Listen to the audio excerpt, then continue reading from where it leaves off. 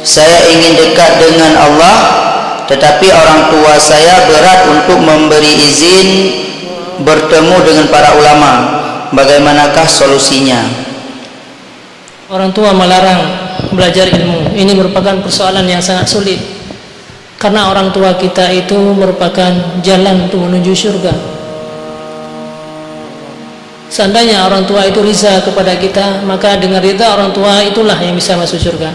Dalam sebuah hadis Rasulullah menyampaikan, celakalah bagi umatku yang mereka punya orang tua tapi dia tidak bisa masuk surga.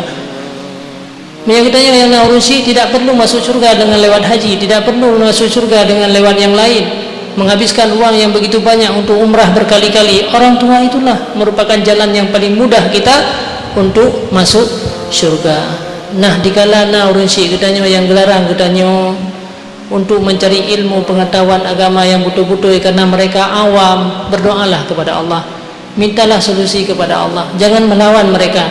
Walaupun kamu harus kadang-kadang harus tak som-som, harus tak belajar ilmu, tapi perasaan orang tua harus dijaga sebenar-benarnya. Jangan pernah menyakiti mereka, karena rahmat Allah turun pada ridha orang tua. Ridha Allah fi ridhal walidain, kata Rasulullah, ridha Allah fi ridhal walidain. Kalau kamu ingin mencari keridhaan Allah, maka carilah ridha orang tua. Menyeron karena ilmu secukupnya untuk beramal, beramallah dengan ilmu itu.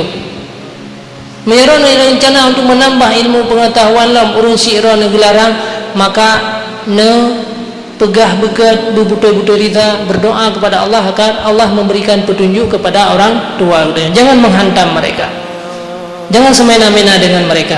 Jadi gara-gara ada yang urun syi'ra sembahyang, dan biarpun mereka tidak sembahyang, Allah mengampuni dosa mereka gara-gara kita sembahyang kepada Allah.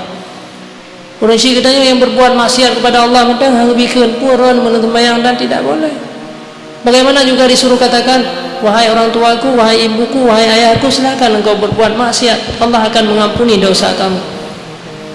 Demikian kira-kira. Jadi orang syiriknya pintu surga bagi kita. Sirau melinggahnya katutup sabah pintu, meninggal sirau terus katutup dua buah pintu. Itu jalan yang paling mudah. Jangan pernah main-main dengan orang tua. Mereka sudah sangat lelah dalam melahirkan katanya, dumna darah dulu bagi pelahir katanya. Nah, maka berbuat baiklah kepada mereka.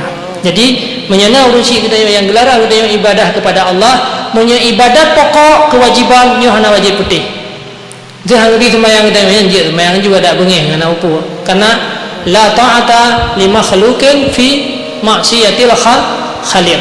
Tidak ada taat bagi makhluk pada maksiat kepada Allah, orang yang menciptakan.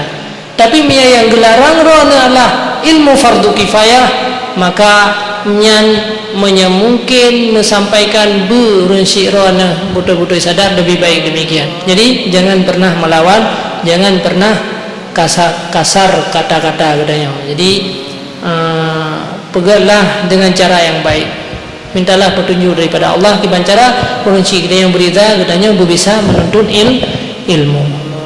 Tajam kira-kira mengerti yang Tuhan sampaikan.